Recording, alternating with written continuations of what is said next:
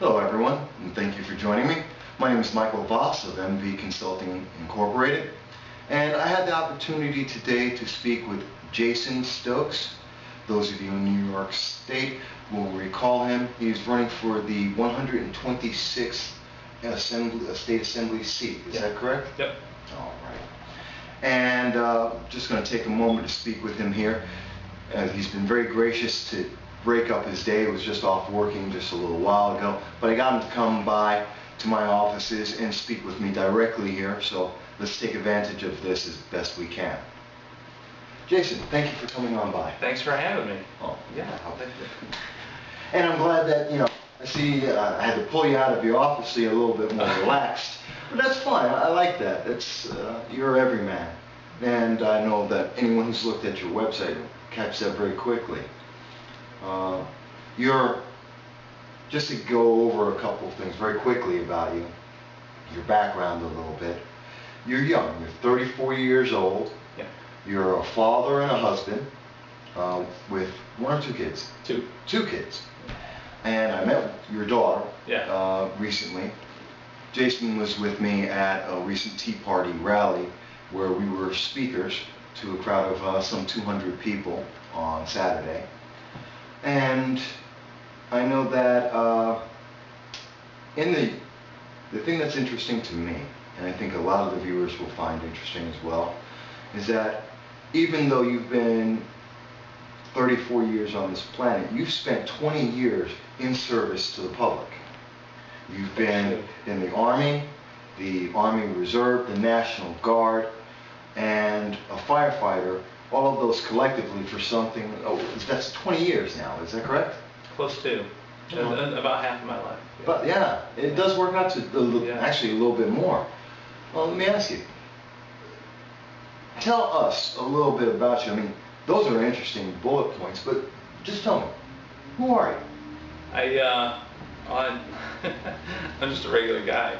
A lot of people, when I meet them and they find out that I'm running for something, and they call me sir. I'm like, no, just call me Jason. Just a regular guy. But I guess a husband and a dad before anything else.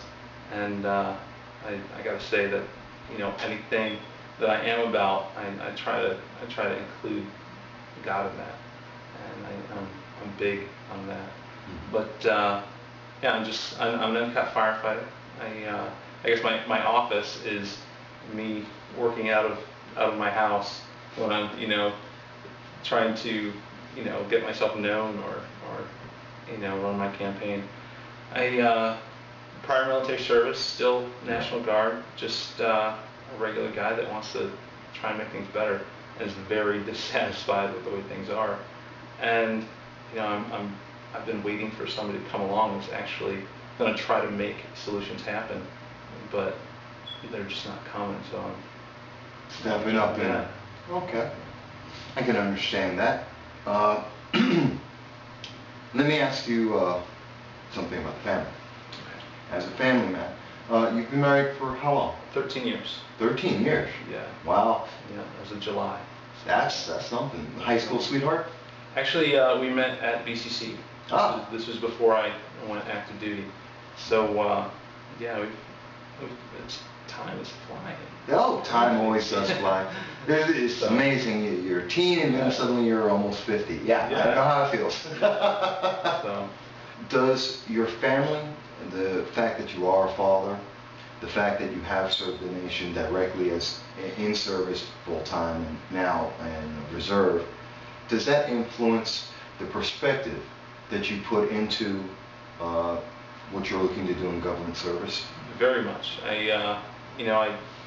I've been, with how long I've been waiting for somebody to come along and not seeing it, and we're just circling the drain here in New York. And I think to myself, if somebody doesn't get involved and try to actually give government back to the people, then when my kids are my age, they're going to be doing everything they can do to get out of New York if they haven't already. So that's interesting. Now, may I call you Jason? Sure. Oh. Yeah, please. Jason, I find that interesting what you're mentioning here because it goes into the economics. But before I get there, I want to take one moment. From what you're saying, and in seeing that you're a little younger than the other candidates on average. What I'm noticing is you're not rich. Now, and I don't mean to say this in any, I'm not making fun of it, I'm not saying negative, but right. You're a working guy. Yeah. You know, you're a fireman, not a career that's going to make you a millionaire. Yeah. It's public service, and God bless the firemen, every one of them deserves $1 million, but it's not that kind of a job. Are you from a wealthy background? You don't sound like it. You sound like you grew up just like I did, public school, through the system, you know, regular schooling, regular Joe, go out to service and just live and work life. Is that you, or do you have a slush fund from? It's so regular, it's crazy. I was actually, my family originally moved to the Endicott area when I was about 4, and my mom was a single parent. I gotta say, probably wasn't easy. I can't even put myself in her shoes because I'm not a single parent. Oh, it's a tough thing. My mother did the same. So, but yeah, just a regular guy, and I am so far from rich. Well, that's unusual. So, it's interesting. But you know, to become a firefighter up here, a job that, you know, I knew I was going to love, and it would give me more family time. And it was also about a $40,000 pay cut to come here. And so I learned a long time ago that, you know, money doesn't make you happy. You know, it's just some common sense things. I mean, if you look at statistics, like, you know, wealthier people tend to have a higher suicide rate. Money doesn't make you happy. I understand why you've gone into this direction. You want to see the change for your family, for your kids, for yourself. I can understand your concerns, but let's address some of the key issues that some of the people have out there, and what your views, both what the problem is and how to resolve it. And probably the first one that I know everyone wants to know out there, I'm sure you're all wondering, is how you can help the New York State, in particular the central New York area, with the issue of the economy and jobs. They're kind of the same thing, but they're not. Yeah. So I'm just going to leave it as the economy and jobs, and you can tell me how, you know, specify from there.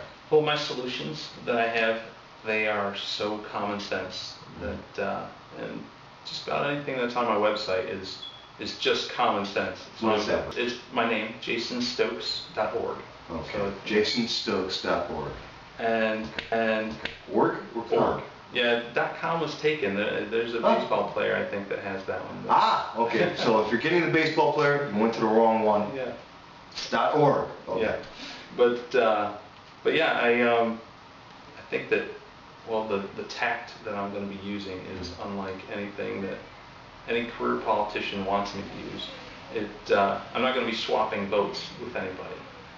What I'm going to be doing is, well, the stuff on my website and the solutions that I have are just so for the people that anybody that's against those solutions, I'm going to be holding press conferences so that their constituencies, their voters, can know who to vote out. And any increase in spending that is above and beyond the previous year's inflation rate, I think that, well, that should be okayed through the people. And, you know, and I want to see our legislators and our government-funded organizations start working within their budget. Now, step number 2. So step number 1, we got to stop so much spending. Step number 2, we got to provide where the savings are going to go.